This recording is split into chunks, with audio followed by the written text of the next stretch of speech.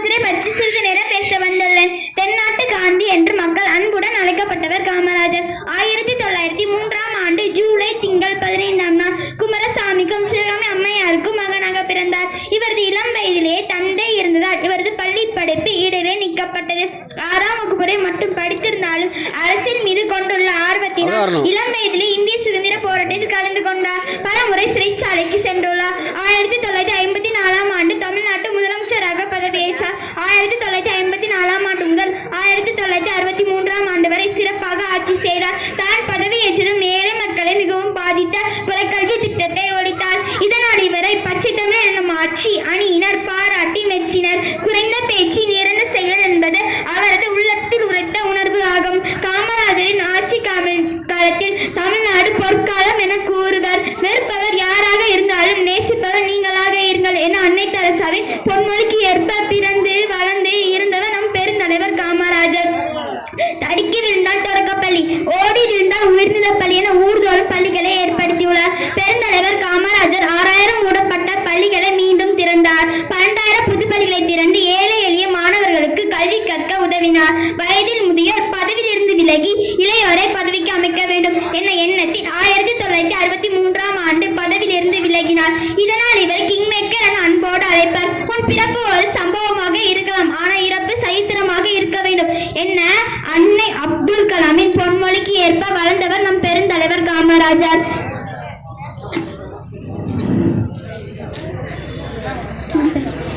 உயரத்தில் மட்டுமின்றி உயரத்திலும் சிறந்தவரை கலங்கரை வழக்கம். காட்சிக்கு இனியவர், கருத்துக்கு எளியவர். நம் நாட்டு சுதந்திரத்திற்காக பலமுறை சிறைச்சாலைக்கு சென்றவர். காரில் கலங்கி கவர்ந்து நிற்கும் மக்களின், முக்கியமாக தமிழக மக்களின் அவர் ஒரு அணையா விளக்கு. இத்தகைய தேவிகளுக்கு ஒரு நாள் அணிந்து போகும் இனி யாருமே எதிர்பார்க்க மாட்டார்கள். 1975ஆம் ஆண்டு அக்டோபர் 2ஆம் நாள் காமராஜர் உலகை விட்டு விலகினார். உலகை விட்டு விலகினாலும் மக்களின் மனதில் இன்னும் வாழ்ந்து கொண்டே இருக்கிறார். வாழ்ந்தவர் கோடி, மறைந்தவர் கோடி, மக்களின் மனதில் நிற்பவர் யார் என பாடல் வரிகளுக்கு சொந்தக்காரர் நம் பெருந்தலைவர் காமராஜர். காமராஜர் இருந்த பின் அவர் வாழ்ந்த வீட்டின் உரிமையாளர் எடுத்துக்கொண்டார்.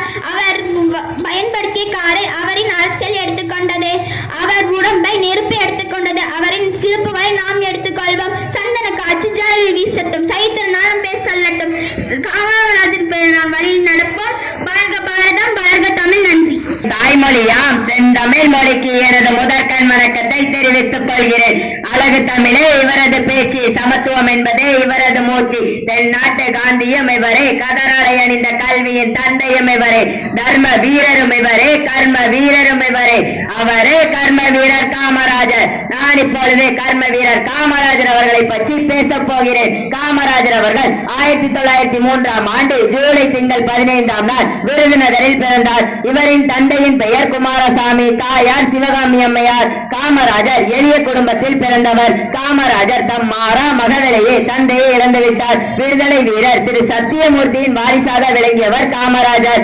உப்பு சத்தியாகிரகம், ஒத்துழையாமை இயக்கம், அந்நிய துணியரிப்பு, சட்ட மறுப்பு இயக்கம் முதலிய பல போராட்டங்களில் ஈடுபட்டு பல முறை சிறையில் அடைபட்டார். 3 ஆண்டுகள் மக்களுக்காக அவர் சிறை சென்றுள்ளார். காந்திய வழியில் கடமையாற்றிய காமராஜரை 1954இல் முதலமைச்சராக அரியணை ஏற்று மக்கள் அழகு பார்த்தனர். 1954 முதல் 1963 வரை 9 ஆண்டுகள் தமிழக முதல்வராக பணியாற்றினார். கல்வியில் மிக்கதான் செல்வம் ஒன்று இல்லையே, கண்மணி கேளடா நீ என்ற சொல்லையே என்ற பாவேந்தர் பாரதிதாசனின் வரிகளுக்கு ஏற்ப காமராஜர் முதலமைச்சரானதும் அனைத்து குழந்தைகளுக்கும் தொடக்க கல்வி இலவசமாக்கப்பட்டது. தடுக்கி விழுந்தால் தொடக்கப்பள்ளி, ஓடி விழுந்தால் உயர்நிலை பள்ளி என ஊர்கள் தோறும் பள்ளிகளை தொடங்கி வைத்தார்.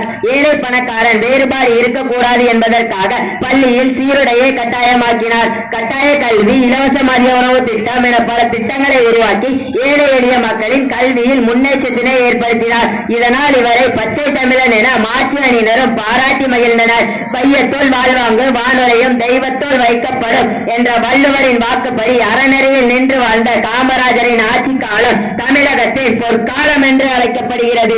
குறைந்த பேச்சு நிறைந்த செயல் என்பதே அவரது உள்ளத்தில் உறைந்த உணர்வு ஆகும். நீர்ப்பாசன திட்டங்கள், நீர்மின் திட்டம், அணைக்கட்டுகள், தொழில் வளர்ச்சி, கிராமப்புற வளர்ச்சி என காமராஜரின் ஆட்சியில் அசத்தல் திட்டங்களால் வளமானது நாடு. 9 ஆண்டுகள் ஆட்சியில் ஒரு நூற்றாண்டு சாதனைகளை காமராஜர் நிகழ்த்தினார். மெய்வருத்தம் பாராது, பசி நோக்காது, கண்டுஞ்சாது, அவமதிப்பையும் பொருட்படுத்தாது என மக்களுக்காக அயராது உழைத்தார்.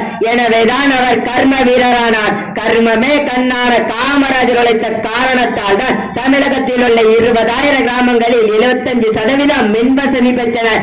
எல்லோருடைய வாழ்க்கையும் வரலாவதில்லை, வரலாறாய் ஆனவர்கள் தனக்காக வாழ்ந்ததில்லை என்ற பொன்மொழிக்கு பொருந்தி வாழ்ந்த காமராஜர் அவர்கள் 1975ஆம் ஆண்டு அக்டோபர் 2ஆம் தேதி தன்னுடைய 72வது வயதில் காலமானார். வாழ்ந்தவர் கோடி, மறைந்தவர் கோடி, மக்களின் மனதில் நிற்பவர் யார் என்ற வரிகளுக்கு ஏற்ப பிறந்து வாழ்ந்து மறைந்தவர் நம் கர்ம வீரர் காமராஜர். கர்ம வீரராய் மக்கள் மனதில் நிலைத்தவரே, கல்விக்கண் திறந்து கல்வி தந்தவரே, அணைகள் பல கட்டி தாகம் தீர்த்தவரே, பிறநலம் ஆள தன்னலம் துறந்தவரே, உன்னை நித்தமும் நாங்கள் போற்றி வணங்கிடுவோம் என்று கூறி வாய்ப்புக்கு நன்றி தெரிவித்துக் கொண்டு இத்துடன் என் உரையை நிறைவு செய்கிறேன். நன்றி, வணக்கம்.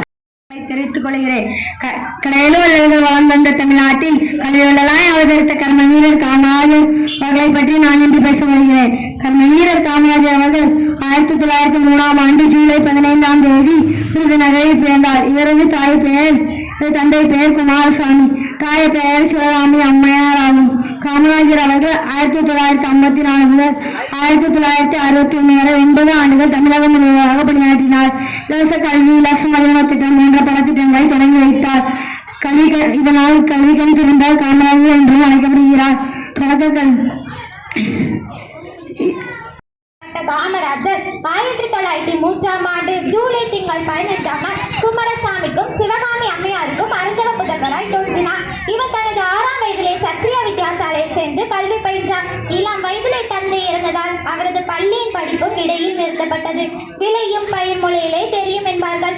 ஆம், சரித்திரத்தை படிக்காத காமராஜர் நாட்டின் சரித்திரத்தை மாற்றினார். காந்தியடிகளின் காங்கிரசின் முழு நேர ஊழியராக தன்னை அர்ப்பணித்தார். இந்தியர்களின் பேச்சுரிமை, எழுத்துரிமை பறிக்கும் லவ்லன் சட்டமும் அதனைத் தொடர்ந்து 1919ஆம் ஆண்டு நடைபெற்ற ஜாலியன் வாலாபாக் படுகொலையும் காமராஜர் வழக்கில் போராட்ட உணர்வை தட்டியெழுப்பியது. வெறுப்பது யாராக இருந்தாலும் நேசிப்பது நீங்களாக இருங்கள் என்ற அன்னை தெரசாவின் பொன்மொழிக்கேற்ப வாழ்ந்தவர். காரிலுள் கவிழ்ந்து நிற்கும் மக்கள் சமுதாயத்திற்கும் குறிப்பாக தமிழக மக்களுக்காக ஓர் அணையா விளக்கு. உருவத்திலும் மட்டுமன்றி உருவகத்திலும் சிறந்தவரை கலங்கரை விளக்கம். குறைந்த பேச்சு நிறைந்த செயல் என்பது அவரது உள்ளத்தில் உறைந்த உணர்வாகும். நம் பெருந்தலைவர் கர்ம வீரர் காமராஜர் 1954ஆம் ஆண்டு ஏப்ரல் 13ஆம் நாள் தமிழ்நாட்டின் முதலமைச்சராக பதவியேற்றார். தான் பதவியேற்றதும் ஏழை மாணவர்களை மிகவும் பாதித்த குலக்கல்வி திட்டத்தை ஒழித்தார். இதனால் மக்கள் இவரை பச்சை தமிழ் என்று மக்கள் அன்புடன் அழைத்தனர். கல்வி, தொழில், பொருளாதாரம், விவசாயம் ஆகிய பல துறைகளில் தமிழ்நாடு முன்னேற்றத்தை கண்டது. வியக்கத்தக்க முன்னேற்றத்தை கண்டது. செயற்கரிய செயல்கள் பல செய்பவர்களே பெரியோர்கள் என்பதனை உணர்த்தும் வகையில் காமராஜர் அவர்களும் பல்வேறு நலங்களை திட்டத்தை கொண்டு வந்தார். கிராமங்களிலும் பள்ளிகளை கொண்டு வந்தார். அப்போதும் கூட பள்ளிக்கு செல்லாமல் மாடு மேய்த்துக் கொண்டிருந்த சிறுவனை கண்டபோது ஏன் பள்ளிக்கு செல்லவில்லை என்று கேட்டார். அவளோ பள்ளிக்கு சென்றால் வயிற்றிற்கு என்ன செய்வது, மாடு மேய்த்தால் தான் சாப்பாடு என்று கூறியது அவரை வருத்தத்தில் ஆக்கியது. எனவே பள்ளிகளில் மதிய உணவு திட்டத்தை கொண்டு வந்தார். பிற்படுத்தப்பட்ட வகுப்புகளை சேர்ந்த மாணவர்களுக்கு சலுகைகள் வழங்கப்பட்டன. காமராஜர் ஆட்சியில் 9 ஆண்டுகள் பொற்காலமாகும். காமராஜர் அக்டோபர் திங்கள் 2ஆம் நாள் அனில் காந்தியடிகளின் 5ஆம் என்ற லால் பகதூர் சாஸ்திரி பிறந்தனார். தமிழகம் எங்கும் விழா கோலம். ஆனால் இருள் போக்கும் கோவில் தீபம் ஒன்று அன்று அணைந்து போகும் என்பதை யாருமே எதிர்பார்த்திருக்க மாட்டார்கள். காமராஜர் 1972ஆம் ஆண்டு அக்டோபர் திங்கள் 2ஆம் நாள் இவ்வுலகை விட்டு அகன்றார். காந்தியடிகளின் உண்மை தொண்டர் என்பதை நிரூபித்தார். காமராஜர் இவ்வுலகை விட்டு அகன்றாலும் மக்கள் உள்ளங்களில் இன்று வாழ்ந்து கொண்டிருக்கிறார். காமராஜர் இருந்தபோது அவரை சொந்த மதிப்பு என்னவென்று கேட்டால் ஆச்சரியத்தின் எல்லைக்கே போய்விடலாம். சட்டை பையில 100 ரூபாயும், வங்கி கணக்கில் 125 ரூபாயும், கண்ணாடி ஒன்று, பேனா ஒன்று, காலணி ஜோடிகள் 2, கதிர் வேட்டி, சட்டை, துண்டு தலா 4, சமையலுக்கு தேவையான பாத்திரங்கள் 6 இருந்தன. இன்றைய முதல்வரை சொத்து மதிப்பில் இவையெல்லாம் ஒரு பொருட்டே இல்லை. நன்றி, வணக்கம். செல்வம் என்றால் அது கல்வி செல்வம் தான். அத்தகைய செல்வத்தை இலவசமாக கொடுக்க படிக்காத மேதையான காமராஜரை பற்றி நான் இங்கு பேச வந்துள்ளேன். தென் தமிழ்நாட்டின் விருதுநகர் மாவட்டத்தில் தந்தை குமாரசாமி, தாயார் சிவகாமி அம்மாள் ஆகியோருக்கு மகனாக 1903ஆம் ஆண்டில் விருதுநகரில் காமராஜர் பிறந்தார். பாராட்டப்பட்ட ஒரே தமிழ் தலைவர் காமராஜர் ஆவார். பாம்பின் கால் பாம்பு அறியும் என்பார்கள். ஏழையாக பிறந்த அவர் ஏழைகளின் துயரை துடைப்பதையே தம் குறிக்கோளாக கொண்டார். சின்னஞ்சிறு வயது முதலே தன்னை காங்கிரஸ் பேரியக்கத்தில் இணைத்துக் கொண்டார். தம் இடைவிடா உழைப்பால் தன்னை தமிழக காங்கிரஸ் தலைவராகவும் விளங்கினார். தமிழகத்தின் ஒப்புயர் வச்ச முதலமைச்சர் ஆனார். மீண்டும் மீண்டும் காமராஜர் ஆட்சி வேண்டும் என்று மக்கள் ஆசைப்பட்டார்கள். படிக்காத மேதைகள் பாரினில் உண்டு என்பர். கட்டுப்பட்ட பட்டப்படிப்பை காமராஜர் பெறாவிட்டாலும் முலகமா பல்கலைக்கழகத்தில் அவர் கற்ற கல்வி ஏராளம். காமராஜர் கல்வி தொண்டு